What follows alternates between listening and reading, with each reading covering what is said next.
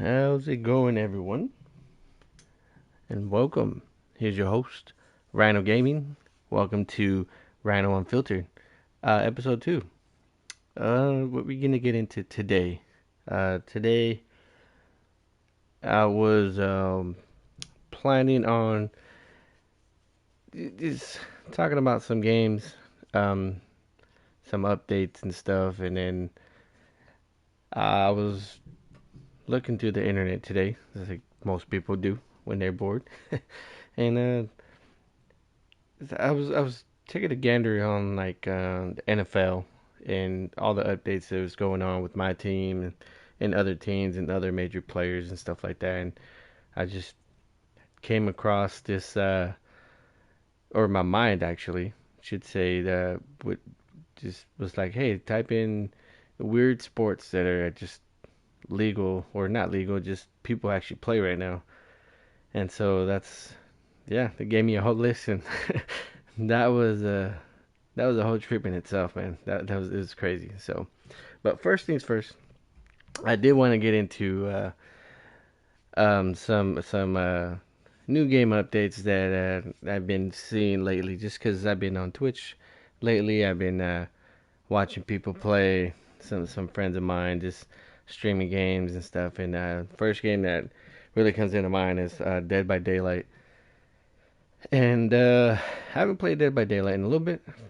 It's been a little bit, but for the most part, I do watch it quite a bit. I watch people play and you know mostly Survivor, but I do have other people who are definitely into that killer side. So they're having fun with it. They're having fun with the whole killer thing. And I guess now with the updates, so they released the update a little while ago, and the update just pretty much it gave some maps like a revamped a whole revamped map with some were made a little brighter, some were changed around a little bit, add some more detail and stuff, which was just awesome.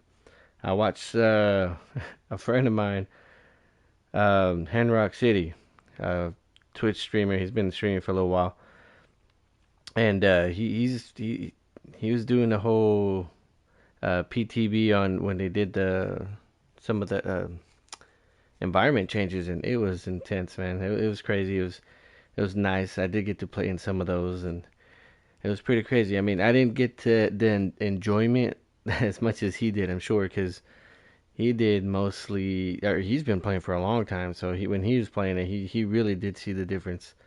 When I played, I did see the difference only a little bit, just because, like I said, I did not play long enough to really memorize the maps that well. But I did notice the difference in playing with them. Some a little brighter. It's definitely nice to see. But recently they just released a new killer and survivor on Dead by Daylight. Bleh. And it to say the least, uh, the survivor definitely awesome. Um, she has she like the character itself, the way she looks, the way she's dressed, or has it have her, how they have her out like as a base on the basis. That's it's pretty cool because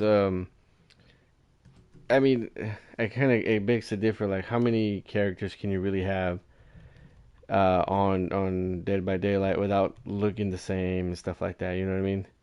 So I was surprised that they, I guess they kind of really went um, uh, pretty drastic in a way, where they made her look really different um, than the rest of the survivors on there, which was definitely needed. Um, but the killer, the killer, I've been hearing that mixed things on it. Um, I know there's people that really love the character. There's other people that it's just like with anything. There's people that really love the character. There's other people that just that want nothing to do with the character, and there's other people who are trying to give it that chance, and rightfully so, because the the killer for sure is it's a good killer. So the killer, I'd say that the playability and the perks that they got, it definitely gives the character a pretty good um aspect to them to entice people to play. So hopefully people stick with the character, the killer, and go with that.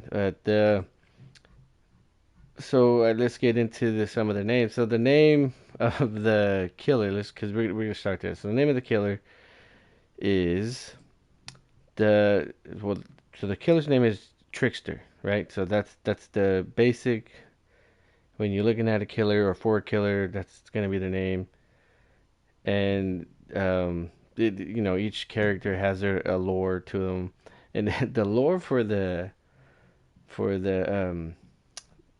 freaking Trickster, man, it's crazy. So I only read a little bit because you can kind of get the gist of it. I guess he grew up, and I guess his dad saw that he had some real talent in, like, I guess show business, or singing and stuff, and so his dad kind of gave him the push to head in that direction, um, and just really grow into a real big star. And this is a K-pop star, right?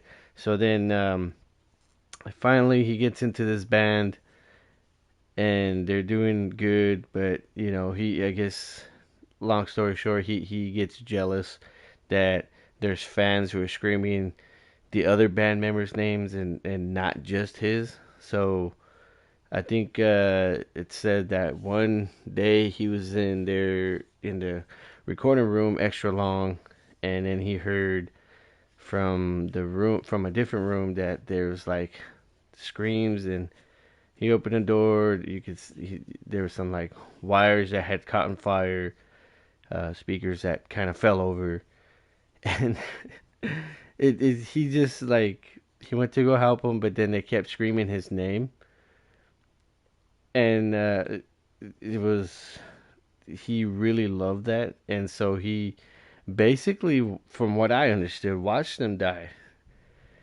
He watched them die as they were screaming his name. He gave him some sort of high for it. And so that's kind of where he started to he started to really get into that aspect of killing and stuff. He did kill. I think it was another girl. He killed a girl, and he didn't really get the satisfaction of killing her because she didn't like scream his name like the band members were.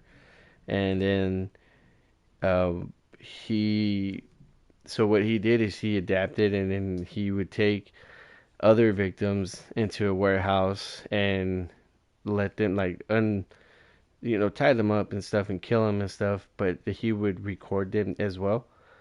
And I think, if I'm not mistaken, the word that they used was he was also dissecting them alive. And so that's where it gets really like crazy, because at the lore of this guy, this guy just sounds insane. He sounds insane because he's recording these people. He puts them in songs. So you can in the songs you could hear um, this. I guess he uses them within a song to make a song and stuff. And uh, I think it was some producers that he was trying to impress. He went in there and basically went in there with intents to kill him. He did kill him, but there was like one person, I think a manager, if I'm not mistaken, and to really to really put things in perspective, he was like, oh, he like wanted her to stay alive and see, so he kept her alive and watched all these other people die. She basically managed to escape, and then you know that's how he came about. So he's he's a character because as I'm watching these PTB matches, you know, with people on Twitch and stuff. I'm watching Henrock City. I'm watching you know Miss Samus, Jinxie. Out these people they're playing and just the way they made the killer look like he looks dope. Don't get me wrong. And I, like I said, based on the lore that I just told you, this guy is supposed to just sound like this crazy freaking guy. And the way they made him dress, and this it is so right. Jamie Sono, if you listen to my last podcast, he was on my last podcast, and he mentioned that he looks kind of like the Joker, um, the fairly recent Joker, right? From fuck, what's that movie? Not okay, not the man. I am blanking on my Jokers here. Um, the Joker with Miss Quinn, man. Let me look this up real quick because it's gonna bother me. Let's see. Yeah, so the Joker with Miss Quinn, and it looks just like that guy with the mixture of like the character from Apex Legends. I think it was um man, I can't believe I am drawing a blank. That's I'm pretty tired today, so just hang with me here. Hang with me here. Apex Legends characters. Just because, like I said, if I don't do it now, it's gonna bother me, and then yeah, I'm just gonna just keep bothering me. Um, was it Crypto? No, Octane. So think of Joker with the Harley Quinn, that Joker with, and then combined with Apex Legends character Octane, and man, maybe even Crypto. They could have been one of those two. It might be Crypto actually, just because of the jacket. And yeah, you basically got this character, the Trickster, also known as Jin. I believe it was Jin Lee, something like that. I believe that's what the name was. This guy, so I guess his abilities is he carries a bat with the razor edge on one side, or at the end of it, and then he's able to throw knives at you. It's just crazy. Um, I I think I mean it's this character he's good. He's good. The lore's there. The character himself, like the skills that he has, and then the perks that he has, that they're there. So this character has potential to really stick with people and stuff. It's just the way they made him look is just crazy. I do see future updates with this guy. Um, I think they could go a lot of ways with the updates, with skins and stuff like that. I think if they do decide to go like really drastic with this character, they can go really drastic in so many ways, and that's really only gonna help them. So I think maybe that's why they did it so.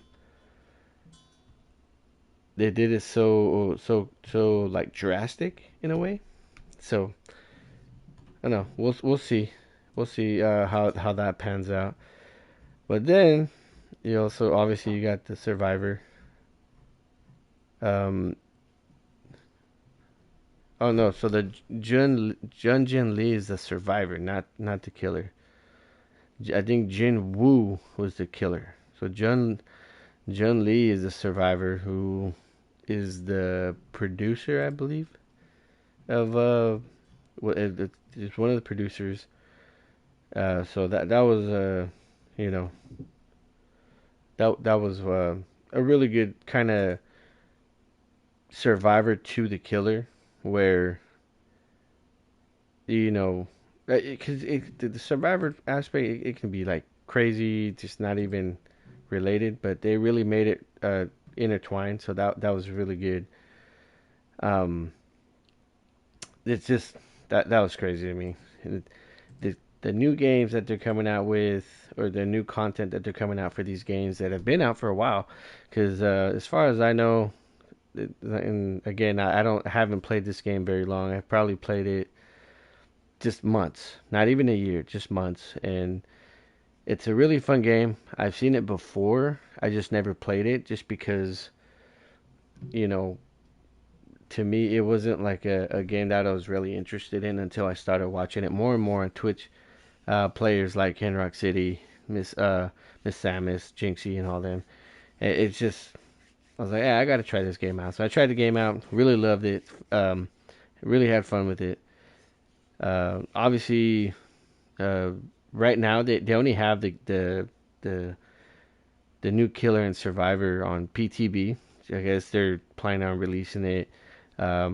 Generally, from what Henrock City tells me, or Henzi, from what he tells me, it's generally about 3 weeks after they close the PTB. And so, hey, who knows? We'll really see then what people think, if they really want to spend that money to get those characters. And I mean, it just shows you like what really what content these developers are making for these games, man. Because if you ain't got no content, man, you ain't got no damn game. And then one of the games that just it reminds me of this kind of just constant content that they keep bringing out is just No Man's Sky. Obviously, you see that you seen all the talk about it when it first came out, how horrible it was, and now it's just this big old game that a lot of people went back to. A lot of new people are playing nowadays. So it's it's all about content, man. And No Man's Sky hasn't made another game, not like another No Man's Sky game. They just keep adding on to uh, the actual game, so that's awesome. And um, I can't wait to see what else they bring out, because they've done so much already. But to really see how creative they can get, because they just added that one of the new things that they just added in a recent update. I think as recent as the end of February, if I'm not mistaken. End of February, maybe the middle. No, it has to be the end. End of February. They added companions, and basically you just any creatures that you see around on planets, you can feed them. You can you know adopt them as your pets, and then they have this whole new breeding feature that these pets of yours can now lay or can lay eggs.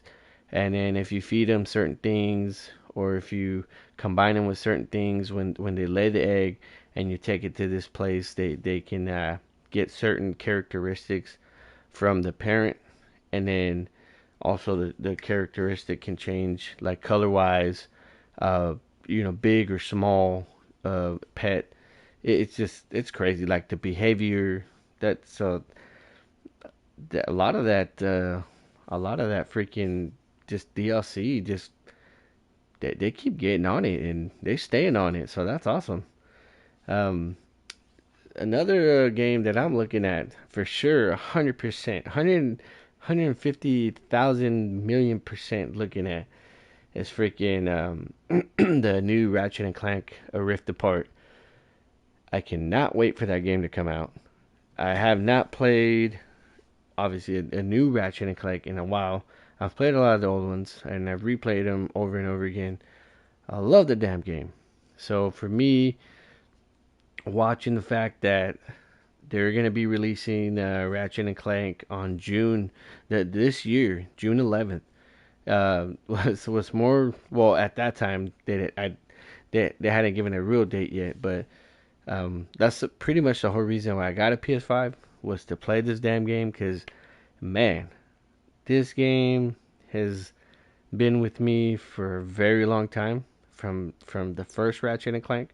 I think if I'm not mistaken, I think it was like 2002, like November 4th, I think it was. If I, so I was reading some of the dates that they were coming out. I couldn't believe that's how far back they went. It's November 4th, 2002, on PlayStation 2, and that's when the first Ratchet and Clank came out. And man, I got stuck on that game for so. I remember playing that thing over and over and over, and it was such a fun game.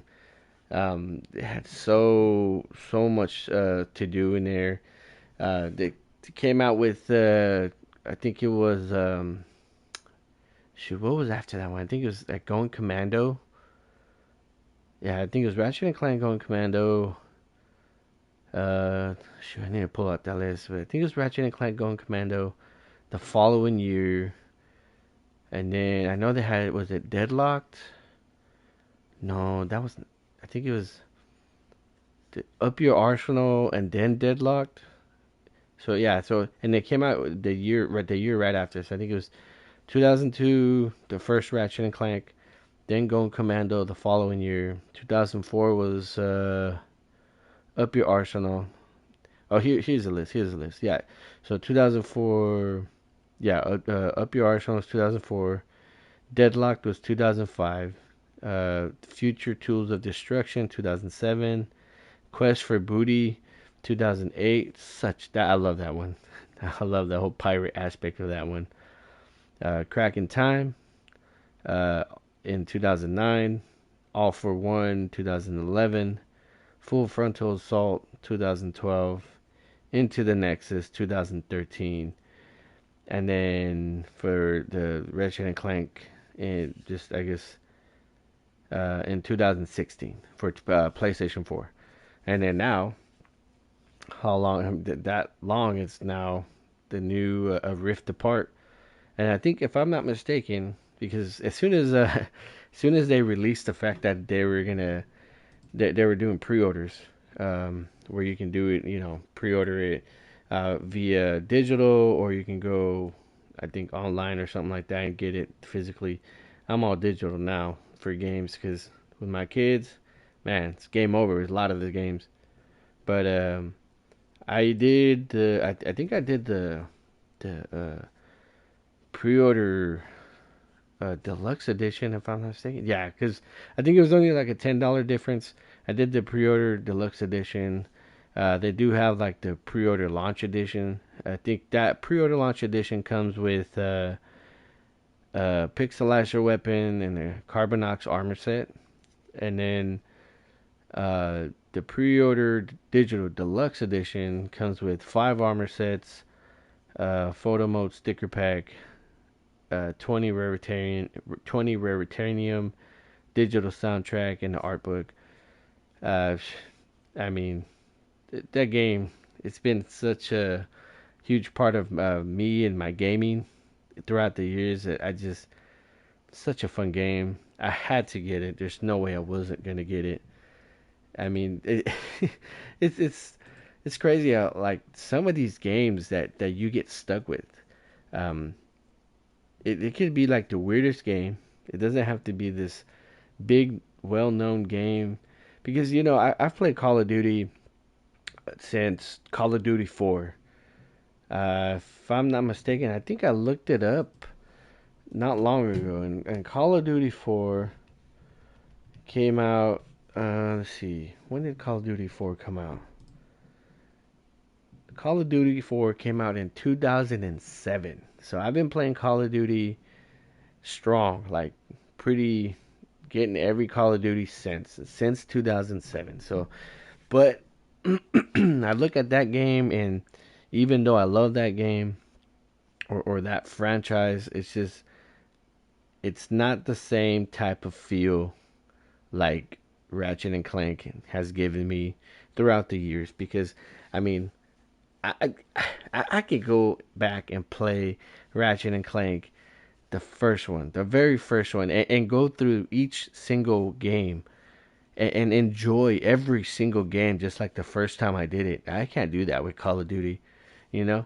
It's just, there's those games that just do that to you, and you just enjoy the hell out of them. You can't help but really just enjoy just playing the game. It doesn't matter how old it is. You just enjoy the game. That's what that game does to me. So that that that was I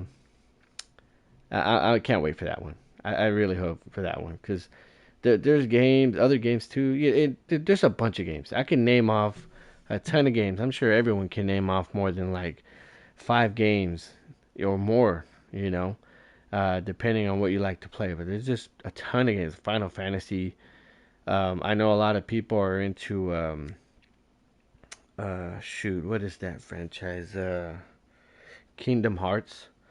That, I mean, I swear, I talked to some people and they swear by that game. I've never played that game, either any of them. But I'll watch people play it. It does look fun. It's just there's those people who just love that franchise that they keep playing and playing it. Devil May Cry, all those games, and all the sports games as well, like freaking MLB Show, uh, NBA 2K, it's all those freaking Madden. Madden was pretty big for me too. I just don't think it had a very as big of an impression on me, like let's say Call of Duty. But I did play like Madden in the early days when they had Bo Jackson. I remember playing when Bo Jackson was on the freaking damn game. Then they had let's see, Mike Vick, 2004. When they had Sean Alexander. When they had who else did they have in the freaking front of the game? They had all the. I played a lot of them. I played a lot of them, and it's just it's crazy, man. The amount of time that you spend playing these nostalgic games, it's crazy. You just gotta love it. You know, it is that's just kind of what it is. But speaking of Madden, uh, in the NFL news, just because I have been paying attention to NFL a little bit, um, I think I was looking up at some of the newsworthy for me, newsworthy aspects of the NFL, and I think they were saying that Larry Fitzgerald for Arizona Cardinals. Now, if you're not aware who this guy is, he's been with the Arizona Cardinals since 2000 and was it 3 or 4? I think it was 4. Since 2004, he's been with them, and oh yeah, see, so 16 years, 2020, yeah, so 2004. He's been with them since he was 21, all the way to currently. It says 2020. He was 37, so I assume he's either 37 or 38 right now. And he's been with them for that long.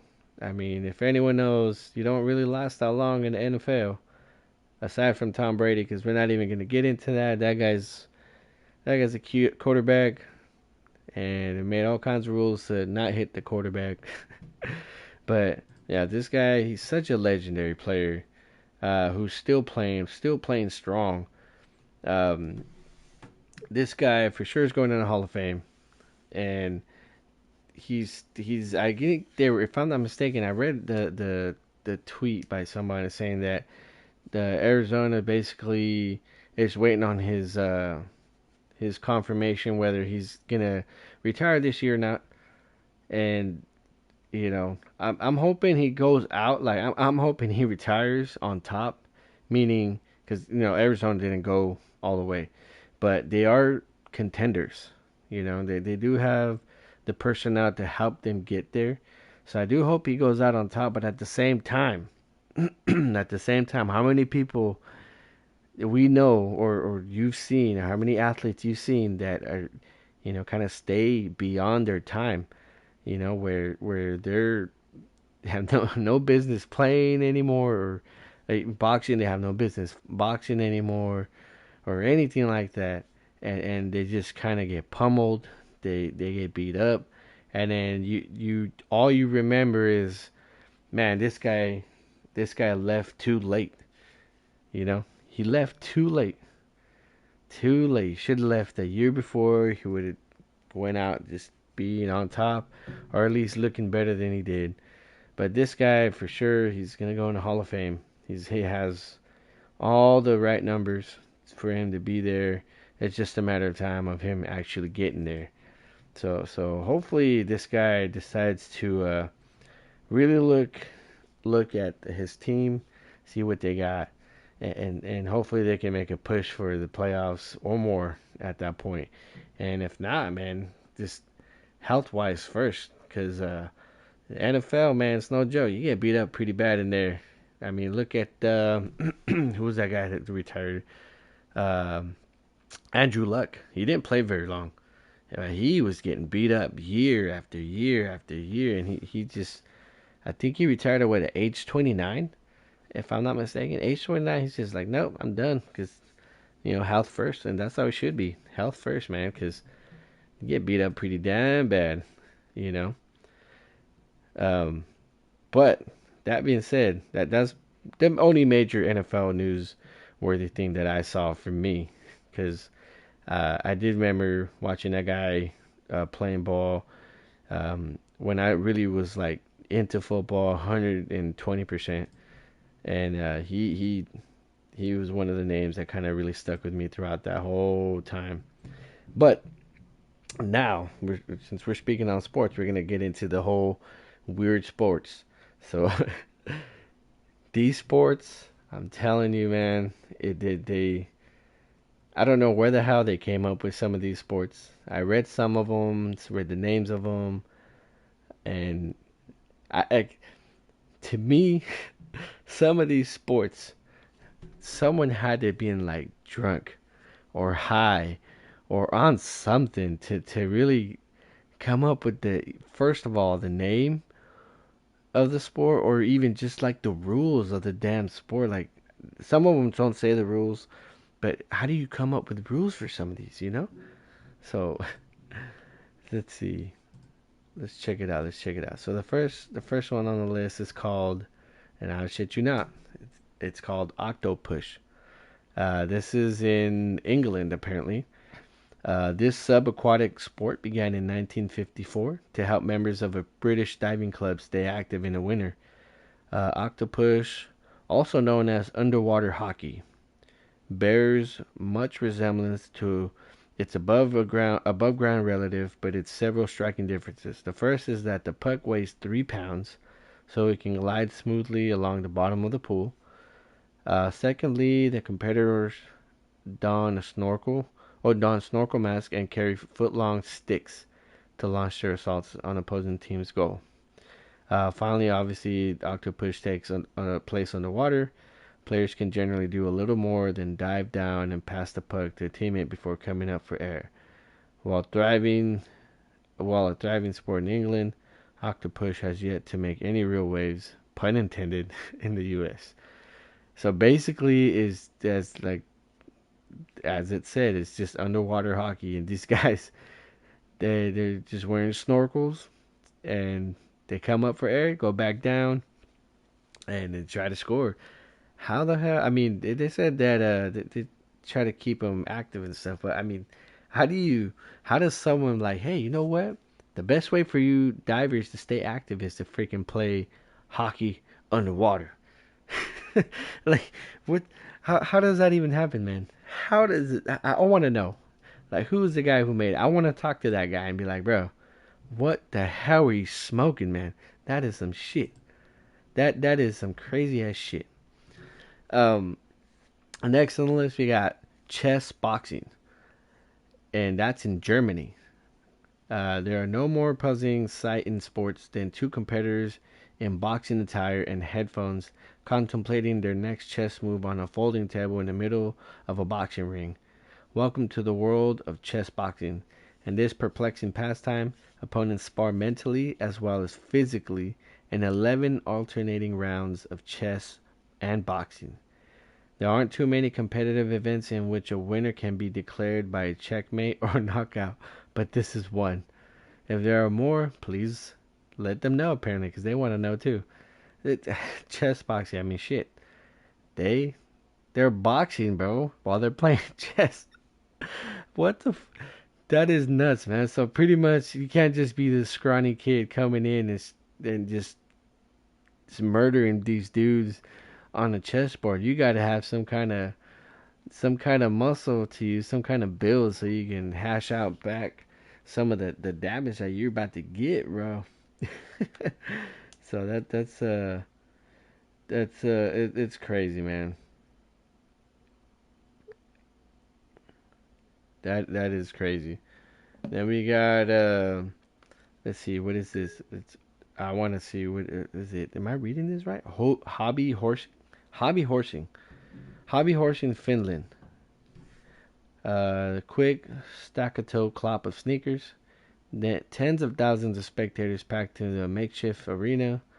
The unmistakable aroma of no horse manure. The sweeping craze of hobby horsing, and we have Finland to thank for it. This sport made its debut in the world stage in 2017, so that's fairly recent.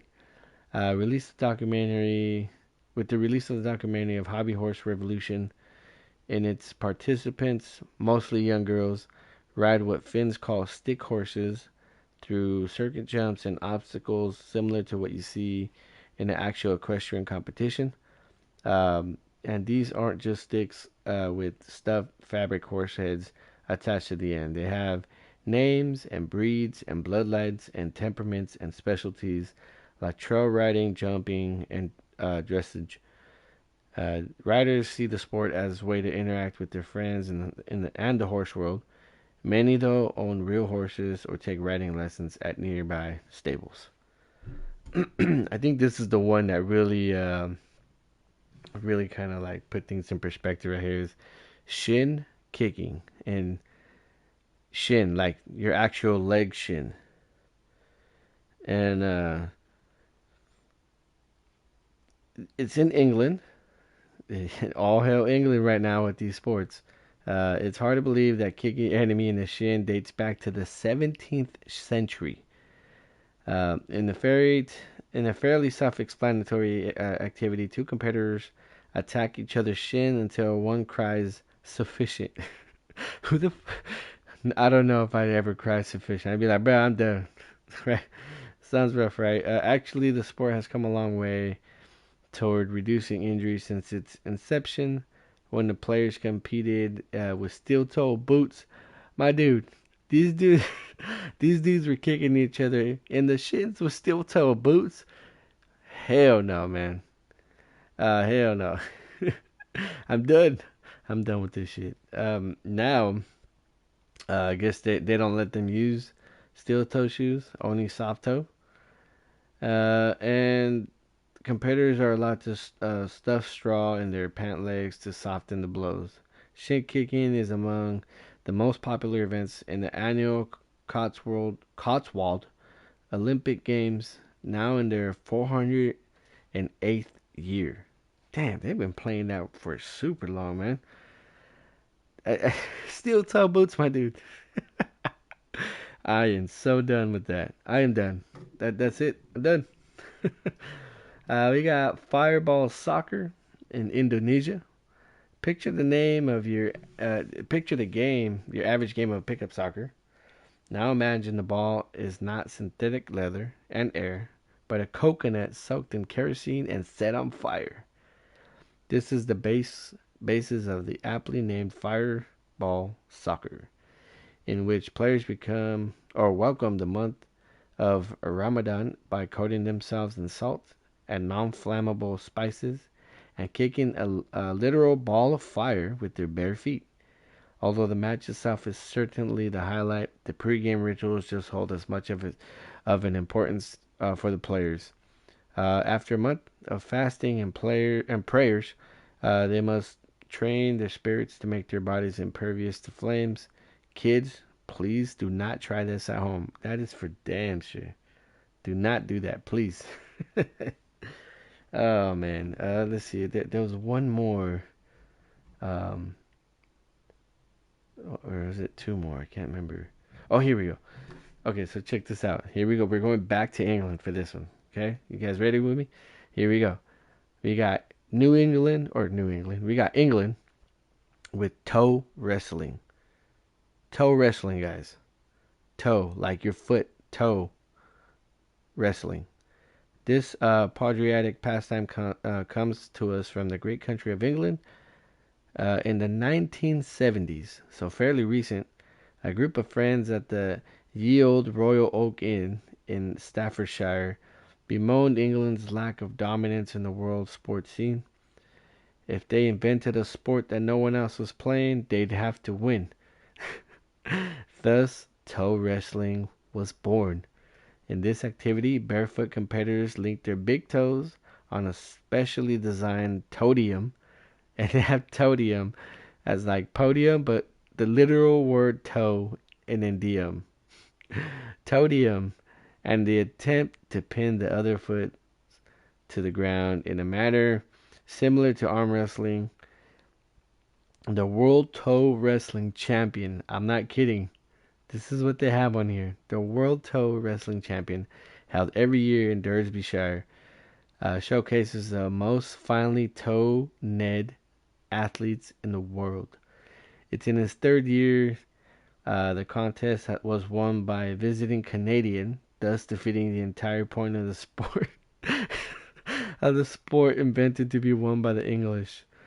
Though proponents of toe wrestling lobbied for its inclusion in the Olympics, they were denied. Surprise, surprise.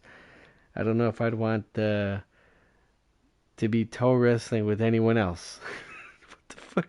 How did they come up with this, dude? I'm telling you, they have to be like schmammered. That's the only way. Or high and smammered, or just freaking beyond high. I don't know, man. They have to be on something.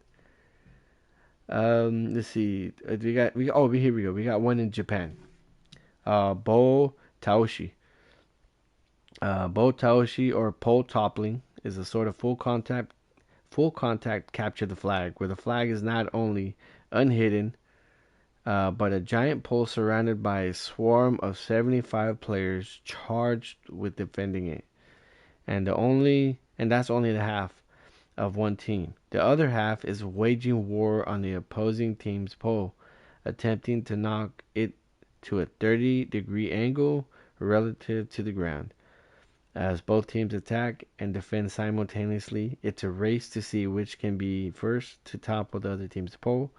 The sport originated in the 1940s, though to be a training exercise for members of the Japanese army or military, excuse me. Today, it's played in school sports days and during an induction ceremony for new cadets at the National Defense Academy of Japan. My dude, that just sounds like a freaking war. They were getting everyone ready. Oh man, that's insane. That's insane. But I'd say, and there's more for England and stuff that I'm not gonna get into. But that I think for me the toe wrestling one. That's the one I read and I was just like, there's no way. There's no freaking way. It's real. Toe wrestling, and I think the fire soccer and the shin kicking. Those two for sure have to be the most like what the fuck sports that I've ever heard of. I've never in my life would have guessed or even just thought of just and they're doing these games. It's like it's conventional. Just hey, hey, bro, you want to go play some fireball soccer? Nah, that one has a little more ritual to it, but the how do you like practice for that? How do you practice for toe wrestling? Like, hey, bro, you want to practice real quick? Like, holy hell, man, that's insane. That's insane. The way everything's going on right now in this world, and to still be surprised by other shit that you've never even heard of. it's insane to me. But I will end the podcast right there. I hope you guys enjoy the weird sports, and any other criteria that I was talking about, gaming wise, DLC, all that stuff. Um, I am planning on having more guests later on, but hopefully that all pans out. Thanks again, and I'll catch you next time.